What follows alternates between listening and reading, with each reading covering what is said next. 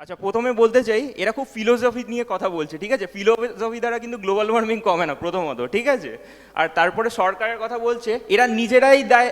এরা বলছে যে সরকারই দেয়, সরকারই দেয়, সরকারের ওপরেই সব কিছু জোর চাপাচ্ছে, ঠিক আছে? তার মানে সরকারই দেয়, আর সরকার ইজ দ্য পাওয়ার হাউস, তার মানে সরকারের ওপরেই পুরো কন্ট্রোলটা আছে কিন্তু, ঠিক আছে? সরকার চাইলেই সব সব সব পাল্টাতে পারে, ঠিক আছে? চাইলে। আচ্ছা, ওরা কিন্তু এইটুকু না জানে না, সরকার অনেক পলিসিস, রেগুলেশনস, লস বের করছে যাতে এই দূষণ কমানো যায়, গ্লোবাল ওয়ার্মিং যাতে কমানো যায়। গ্লোবাল ওয়ার্মিং থেকে এরা বেরিয়ে গেছে, এরা বেরিয়ে গিয়ে সরকার সরকার লাগিয়ে রেখেছে সবসময়, ঠিক আছে?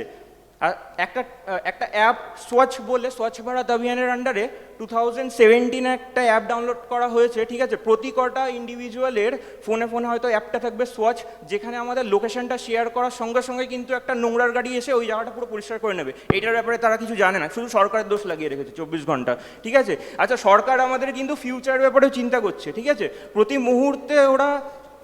মুহূর্তে ফিউচার কথা চিন্তা করছে।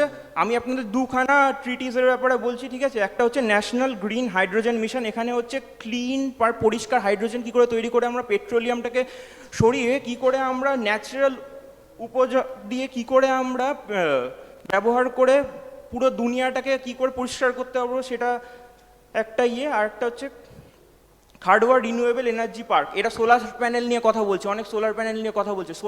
সোলার প্যানেল লার্জ স্কেলে যখন তৈরি হচ্ছে তখন কিন্তু গভর্নমেন্টই ইনফ্রাস্ট্রাকচারটা তৈরি করছে প্রথমত, ঠিক আছে? গভর্নমেন্ট ইনফ্রাস্ট্রাকচার তৈরি করছে, ফান্ডিং দিচ্ছে, ইনসেন্টিভ দিচ্ছে, এদের ওয়েজেস দিচ্ছে কিন্তু আলাদা করে, ঠিক আছে?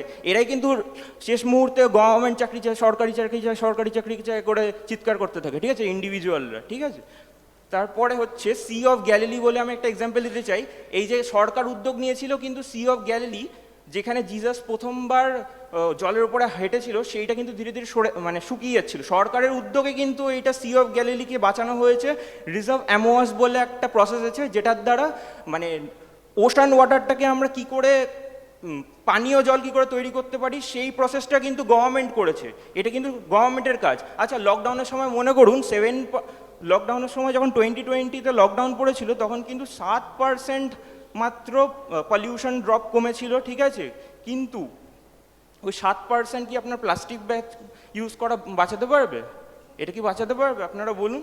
আচ্ছা, কার্বন ফুটপ্রিন্টস, ইন্ডিভিজুয়ালের দ্বারা প্রতি মুহূর্তে 1150 টন কার্বন ডাইঅক্সাইড প্রতি মুহূর্তে ছড়াচ্ছে, ঠিক আছে? এইটার ব্যাপারে ওরা কিছু বলেনি।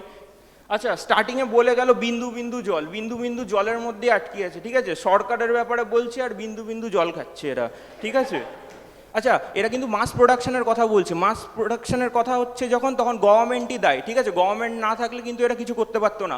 আজকে minister of environment, minister of policy আমরা কেন তৈরি করছি? কারণ কি আমরা নিজেরা দায়িত্ব নিতে পারছি না। এদের গ্রুপ লিডার আছে, ঠিক আছে? এরা তার মানে পুরোপুরি ডিপেন্ডেন্ট একটা লিডারের উপর, ঠিক আছে? তখন সরকার যখন একটা লিডার হচ্ছে, তখন এরা ক্রিটিসাইজ করছে যে সরকার সরকার সরকার, ঠিক আছে? আর প্রথমত আমি বলে দিচ্ছি, এটা কিন্তু ইন্ডিভিজুয়াল নিয়ে কিছু বলছে না, খালি সরকারের উপর চিল্লিয়ে যাচ্ছে, ঠিক আছে?